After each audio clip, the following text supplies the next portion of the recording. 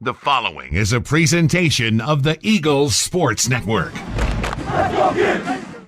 Welcome into another episode of Mossy Creek Conversations. I'm Danielle Whaley, and today I am joined by former Carson-Newman men's golfer and current PGA Tour Canada member, Tom Forster. Tom, thank you so much for joining me for this week's episode. Of course. So you were a four-year starter here at Carson-Newman, but you kind of fell into that unique group, we'll say, where you had not just your spring schedule cut short because of COVID, but your entire senior season. What was that kind of like mentally for you, having to deal with it? We had a lot of ups and downs. I mean, when it first happened, I was excited because I had Canada coming up and I would turn pro, and then all of a sudden they cancel everything. So it was sad, happy, sad, all at the same time, which was kind of horrible. But I mean, we were just mad that we couldn't finish off like what we'd started. I mean, we were so pumped to just finish off the season and we just couldn't get to do it, but, you know, it is what it is at the end of the day, and it kind of worked out not bad in the end for me personally, so it didn't end up too bad. And I mean, you look at what the team kind of dealt with at that point. They were down at the Panther Invitational. You were out in Florida, like you had mentioned, trying to get a start with your pro career. But the final event that you played in was the week before, I think it was, that the team was out in Florida. And then everything comes to a stop. What was that like for you thinking? Did you ever think that your career would come to an end in that way? It was really bittersweet because I'd been All-American 3 years prior. And I'd like go up and look at like all the pictures on the wall, and I'd see like no one's ever had 4 times. And I was like, I can do that. And I was having a good year. I mean, I played good, and then I missed a tournament, which didn't help my ranking. And then they cut it off and just said, if you're not positioned in the right position, you don't get one. So, I mean, it kind of it was annoying because that was like a mental goal I had from the start of like almost after my freshman year. When I got it the first time, I was like, I can do all 4 years. But then they just completely corrupted me. And I mean, you mentioned how you missed that event. That was the only event that you weren't in the starting lineup for in your entire career at Carson-Newman. I'm sure that was really kind of a bittersweet moment for you. I mean, I was in between my rounds, like keeping up with all of the boys playing. I mean, I was there. I was there in spirit. I mean, it was weird for me to not be at an event and be able to watch them play because you're so used to being there and like being a part of the team. But I mean, it wasn't a nice way to finish my college career. Like, it's nice to know that your last event is your last event. But when you don't know, I mean, my last event was a good event. I played fine, but I mean, it's still, you want to know, you want to like take in every memory and be with the people that you've played with for the last 4 years. But let's flash back to, let's say, 2015 right now. At that point, you're really making a name for yourself in your amateur ranks back home, and you're starting to look at potentially going to a collegiate career. How did Carson-Newman fall onto your radar? Well, I never came to America before I came here. So I got off a plane and drove straight to Jefferson City. That was my first take of like America in general. So I had no idea what to expect at all. And that first night that I stayed in we were talking about this the other day with a couple of buddies. It was the first night I sat in my bedroom and I was like, what have I done? Like, what am I doing here? But I mean, I learned to love the place, and like it helped. I mean, I'm a professional golfer now. It helped me get to where I am today. Like, everything that this school has helped me get to where I am today, so. Whenever you made your debut with Carson-Newman, it was the St. Leo Invitational, I believe it was. You tied for 7th there. You go on to pick up even more top 20 finishes, a handful of top 5 finishes, and some wins too. Did you think you'd have that kind of success? I mean, looking back, you were like, what have I done? But then you have the success that you did. I had no idea what I was getting myself into, and I had no idea that I would succeed at all, or even play in the team. I just had no idea, and I mean, America and the people I was around and coach, everything just helped me play how I did. And then it ended up falling into place and just kept moving on from there. And whenever you were moving on, each season it seemed like you got better. And you look at the record books, we'll get into that a little bit later, and it shows that what was it about your style of play that kind of helped you propel yourself each year to get better? I mean, we all used to bounce off of each other. I mean, I still play golf with all the boys, but I mean, like, everyone was progressing at the same rate, and we loved to beat each other. So, I mean, we would play with each other all the time, and we'd make each other better all the time. But I mean, it takes I was just very driven from, I don't even know sometimes, you just have like a drive that you just want to be the best there is. And like it's not like you have to wake up and think about it every morning, but I always wanted to be better than I was. Like if that was playing against myself, playing against anyone else, it didn't matter to me. And that was probably what helped me progress every year, because I wanted to beat every score from the last year and just beat everyone in Division 2. I mean, it was, basically just came from what I wanted to do myself. Mm-hmm.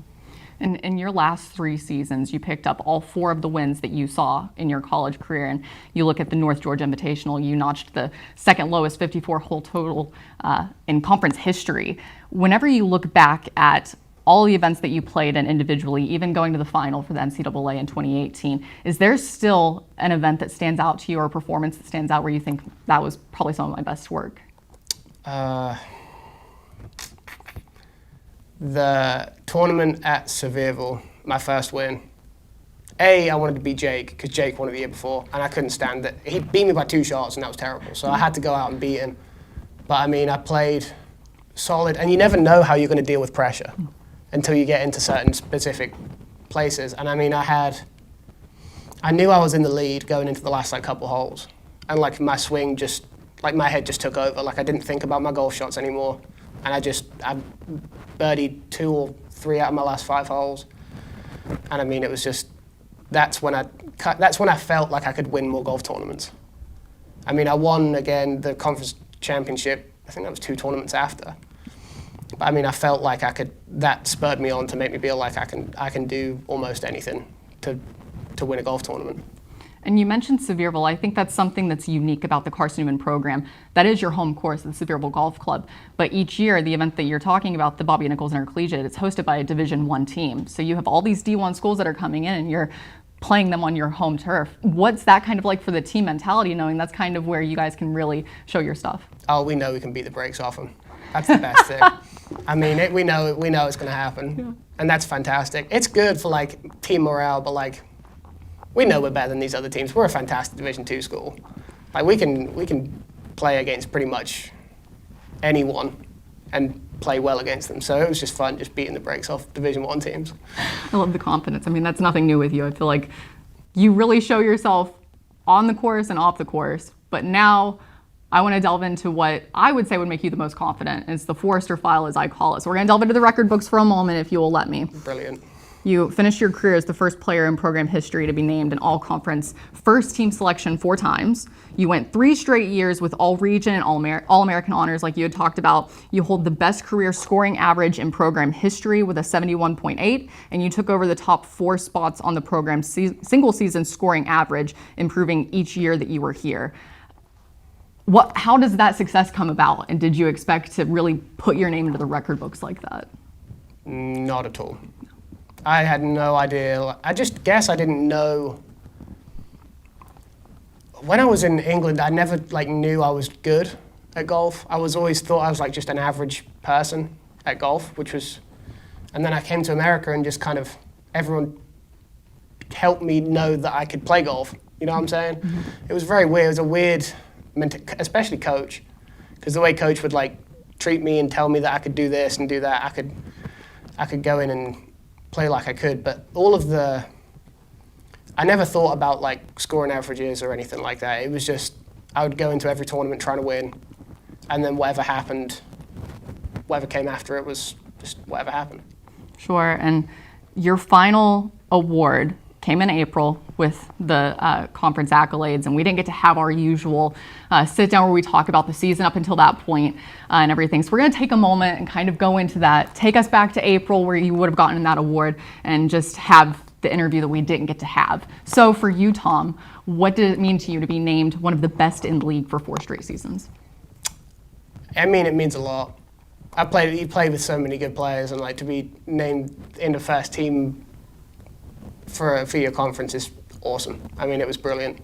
I mean, a lot of fantastic people from our conference have gone on to do brilliant things. So to know that you're up there with them every year is really good for your confidence, and yeah, really good. Typically, when people look at the sport of golf, it's always an individual sport. But one thing about what you came into at Carson-Newman was a strong team that you were going to be a part of, and you won back-to-back conference tournaments, 2017 and 2018, and you made it to the regional tournament for 3 straight seasons. You were a part of a group for Carson-Newman that made it to 4 straight. What was so special about the Carson-Newman group that you got to golf with? I mean, we were just a family. Like, we were just all of us were close. And like, we would all bounce off each other and want each other to succeed, and it was just like, if you get a group of people like that together, you're always going to succeed. When you've got everyone around you just wants to either beat the heck out of you, or they want you to just do as good as you can. I mean, you're gonna play good. And that's what I came into my freshman year. I mean, you kind of just get thrown in, and you're in a family, like, straight away. And it was brilliant. That's probably one of the best things I can take away from this school, was like, you're in that like little family bubble the whole time. Aside from the family aspect, what did it mean to you to be an Eagle for the 4 years that you got to have? I mean, it's kind of cool representing the team. Like, it's nice wearing a badge and walking around and people asking you who you are, where you're from. Go to like big tournaments and you've got like your badge and your bag, and you get to tell people what you've done. A tiny little Division II school in Jefferson City, East Tennessee. But yeah, it's pretty cool, yeah.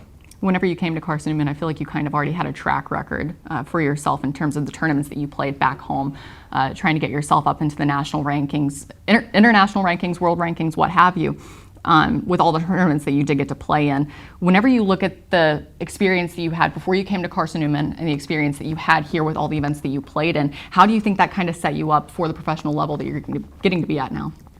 As I said, when I was in England, I didn't think I was very good.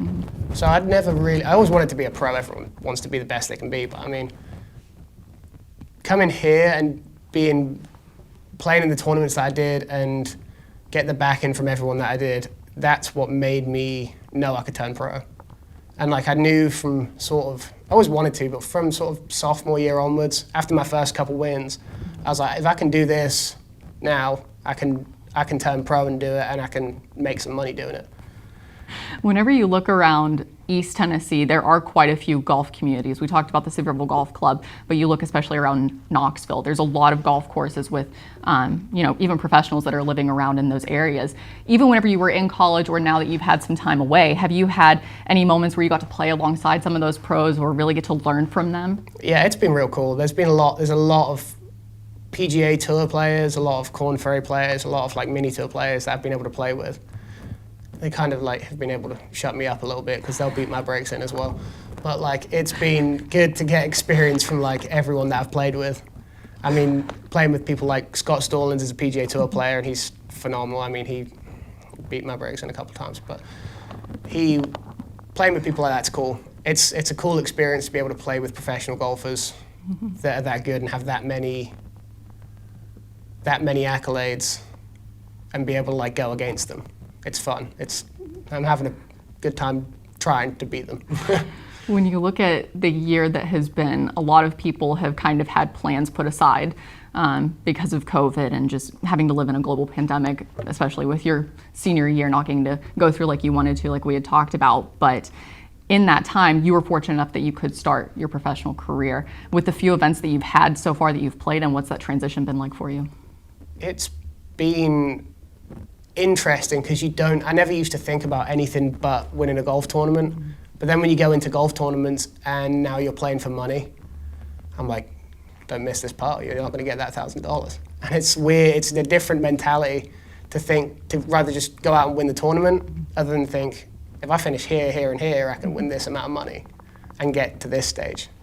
So it's been, but I kind of overcome that a little bit. It starts to lose the pressure of that starts to disappear a little bit. It's like first tee nerves. I used to have them in college tournaments, now I get them in pro tournaments and they'll go away.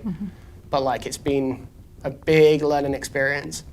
And getting this 6 months, instead of having to go up to Canada to play, it's been good to get my experience now so that my first events weren't in Canada and I can come back around and try them when I've got experience and I'm not thinking, don't hit this ball into the trees because you're going to lose money.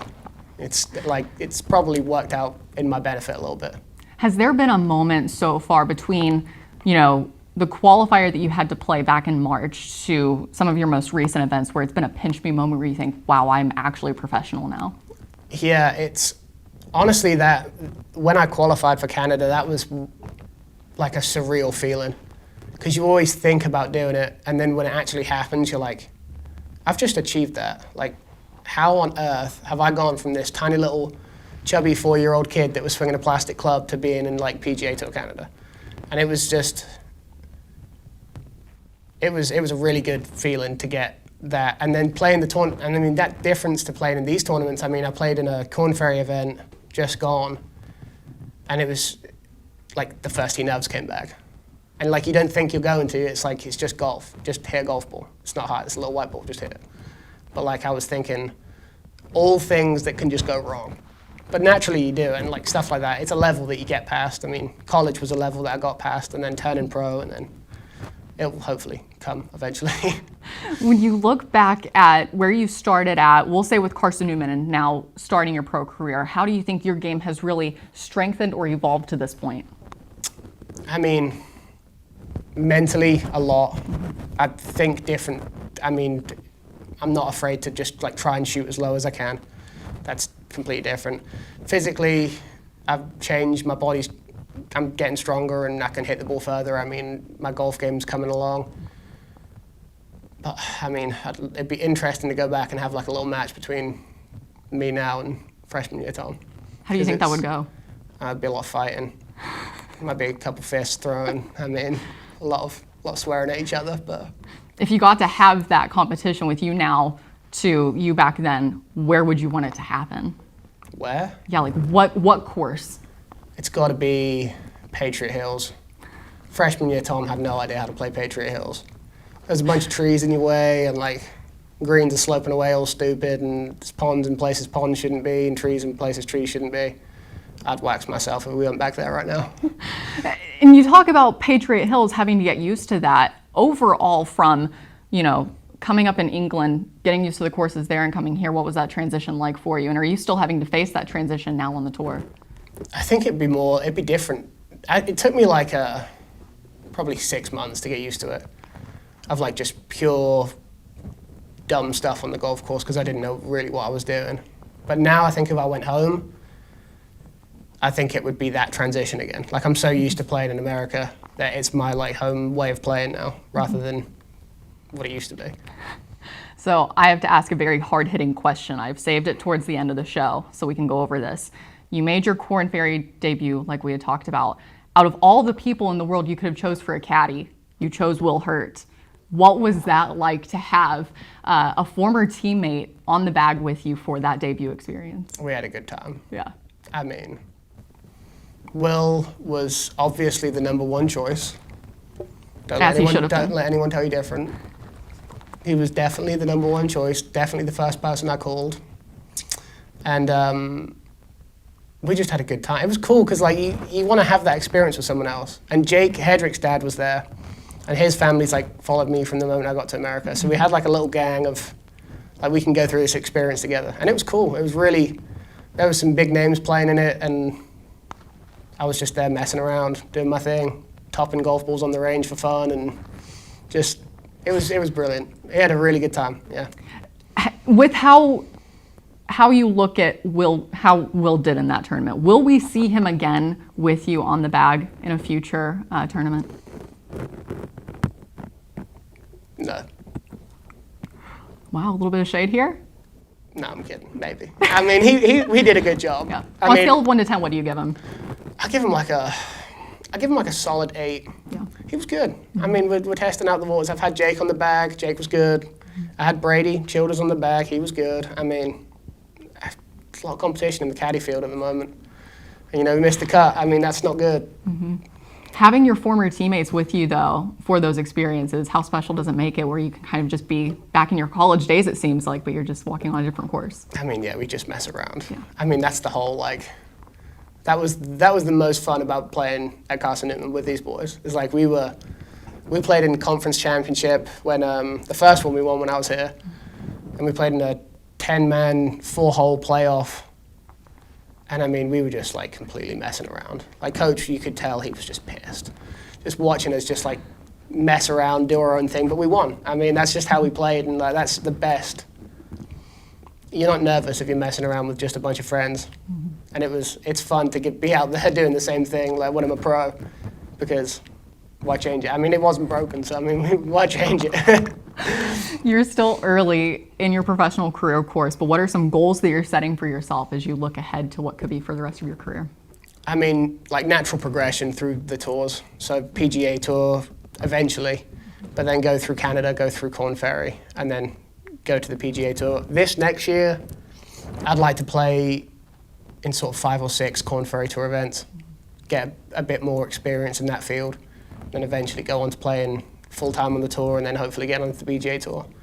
But it's the way my whole career's gone, it's just like natural progression, like not big jumps. So I'm trying to just make sure that I'm giving myself the right tools to just like give myself a little step up every time. But it's definitely a lot different to being in college. Like you had coach like yelling at you when you just don't want to go work out or do anything. Like you have to go and practice. I'm like, I don't want to practice, but I've got to.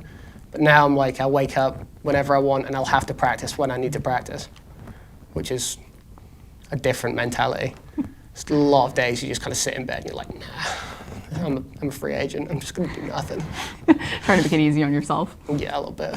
Wonderful. Well, Tom, thank you so much for coming back to Mossy Creek and catching up here on this latest episode of the podcast. Oh, of course. It's been a pleasure. He is Tom Forster. I'm Danielle Whaley. Thank you once again for joining us for another episode of Mossy Creek Conversations.